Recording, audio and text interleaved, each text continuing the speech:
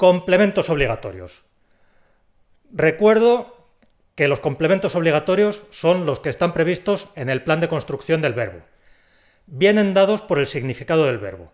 Un verbo como leer implica necesariamente que hay alguien que lee y algo que se lee. Otro ejemplo, el verbo insistir. Yo no puedo concebir la idea de insistir si no hay, por un lado, alguien que insiste y por otro lado, algo en lo que se insiste. Cuando quieras saber si un complemento está previsto en el plan de construcción de un verbo, simplemente fíjate en el significado. ¿Ese verbo se puede concebir sin ese complemento en concreto? Dicho esto, aclaro que es muy frecuente que los complementos obligatorios adelanten su posición y aparezcan antes del verbo. Esto puede ocurrir por dos motivos principales que nos van a llevar a diferenciar dos casos en el uso de la coma. En el primer caso va a ser obligatorio evitar la coma. En el primer caso no podemos poner la coma de ninguna manera. Y en el segundo podremos poner la coma, pero va a ser puramente opcional. Vamos con el primer caso. A veces un complemento obligatorio se adelanta para darle más énfasis. Es un recurso que está disponible en nuestro idioma para recalcar ese complemento de manera especial. Esto es una operación que depende de mi intención. Te lo voy a mostrar en el ejemplo 71. Faltas de ortografía yo no quiero cometer. Aquí estoy intentando darle una fuerza especial a la idea de que deseo evitar las faltas de ortografía. Por eso lo he puesto ahí en primera posición. En este caso es obligatorio omitir la coma, obligatoriamente sin coma. Y atención, porque si nos guiamos por las pausas que tanta guerra nos dan, vamos a puntuar mal. En la lengua oral es muy frecuente que para recalcar la importancia de ese elemento, yo o cualquier persona que esté diciendo eso, haga una paradita antes de pronunciar el resto del enunciado. Lo que voy a pronunciar es algo parecido a lo que tienes en 72. Faltas de ortografía yo no quiero cometer.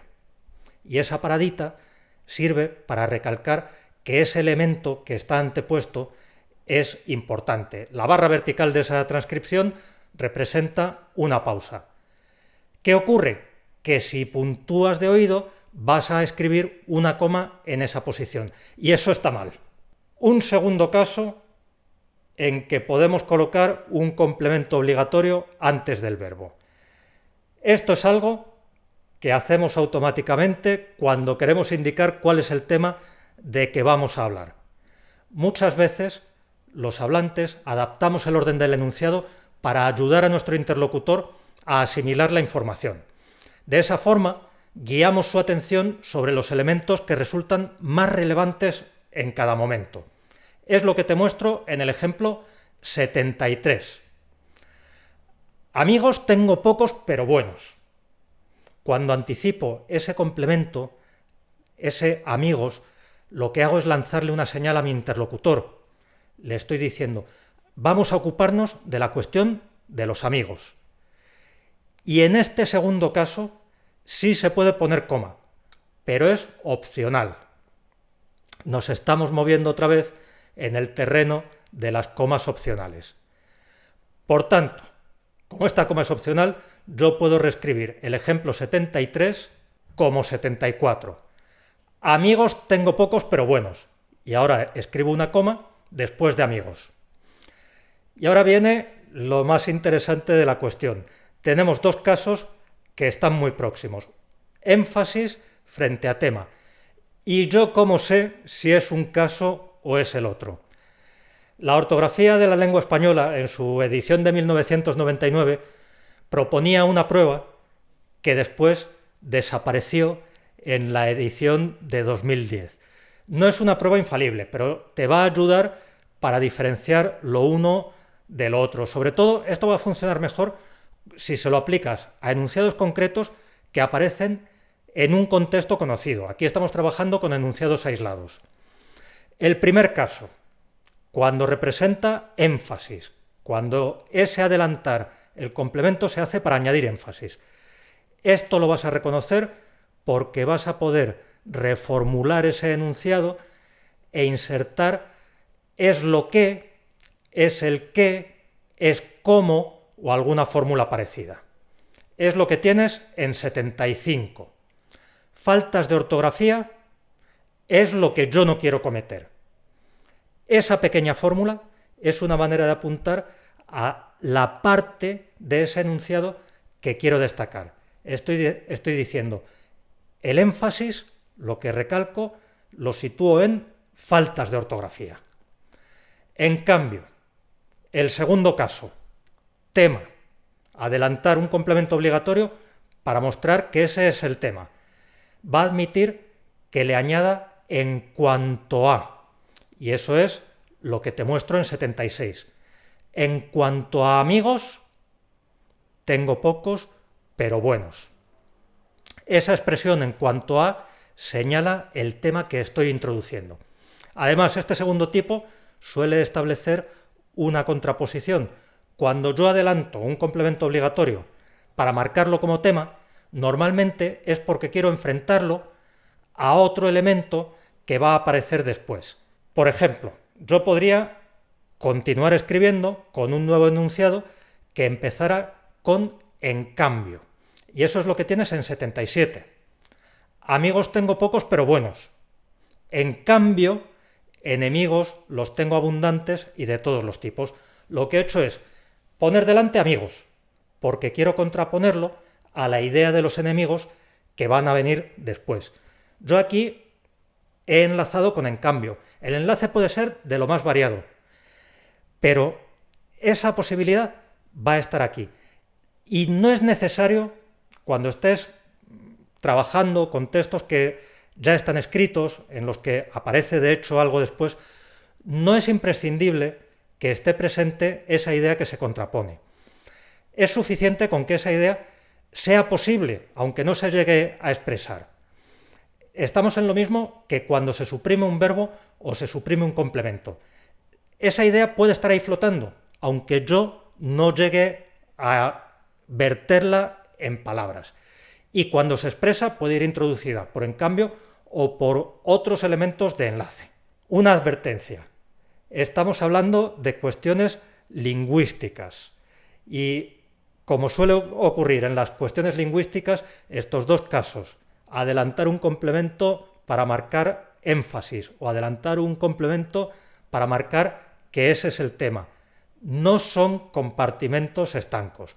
Lo que va a ocurrir es que te vas a encontrar un núcleo formado por ejemplos claros. En el centro te vas a encontrar ejemplos claros y a medida que te vayas alejando de ese centro, te vas a ir adentrando en una zona intermedia, gris, un poco de sombra, en la que vas a ir encontrando ejemplos que se pueden interpretar más bien de una manera y un poquito menos de la otra manera, y algunos que no van a ser nada claros. Eso es lo típico de los fenómenos lingüísticos. Después de darte la explicación de la regla. Esta es la regla que está en la ortografía de la lengua española, por tanto yo la tengo que explicar aquí, pero te voy a dar también mis consejos de redacción. Esta coma, en el mejor de los casos, va a ser opcional y muchas veces no hace ninguna falta. Por tanto, si antepones un complemento breve, puedes omitir esa coma tranquilamente, porque esa coma nunca es obligatoria. Es más, hay algunos casos, cuando se trata de énfasis, en que lo obligatorio es no ponerla. Además, esas comas tienden a interrumpir el flujo de la lectura. Pues, en general, si el complemento que se adelanta es breve, no te preocupes por esta coma. Que el complemento que se adelanta es más largo, ahí puedes empezar a darle más vueltas. Cuanto más largo sea el complemento, más necesaria resulta la coma. Es lo que te muestro en 78. El único ejemplar del manuscrito del poema de Mio Cid que se conserva, nunca lo he tenido entre mis manos. Ahí estoy intentando marcar ese complemento adelantado como tema.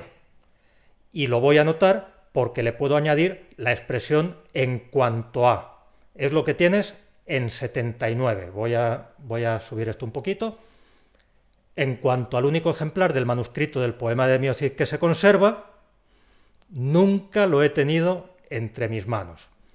Eso me indica que estoy mostrando eso a mi lector ahí adelantado porque quiero que se fije en qué es el tema. Además, puede ir seguido de una contraposición introducida por en cambio. Yo la voy a introducir mediante en cambio. Podría ser otro enlace. Es lo que tienes en 80. En cambio, sí que he manejado versiones en microficha y digitalizadas. O sea, eso es el tema. Se ha confirmado ya del todo. Si es el tema, admite una coma. Y como es un complemento bastante largo, se la pongo porque es una forma de indicarle al lector que ahí termina ese complemento y a continuación aparece algo diferente.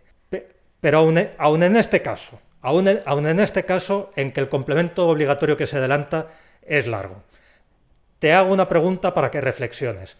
¿Se podría redactar el ejemplo del poema del Cid de una manera más clara y más ordenada, de modo que pueda eliminar esa coma? Porque en cuestiones de redacción muchas veces lo más acertado es quitarle trabajo a la puntuación y reelaborar lo que he escrito para que eso sea más claro, esté más ordenado y se entienda mejor sin necesidad de recurrir a la puntuación.